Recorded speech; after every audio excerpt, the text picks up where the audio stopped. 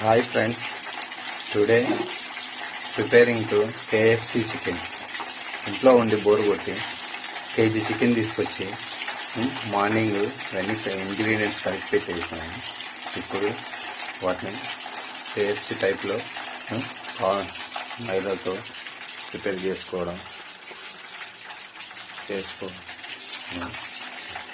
చాలా ఫ్రీగా వస్తుంది.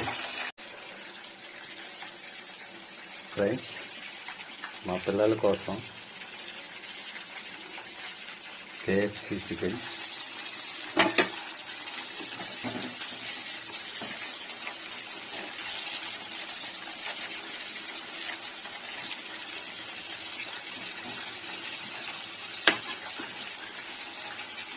చూడండి ఎంత బాగుందో.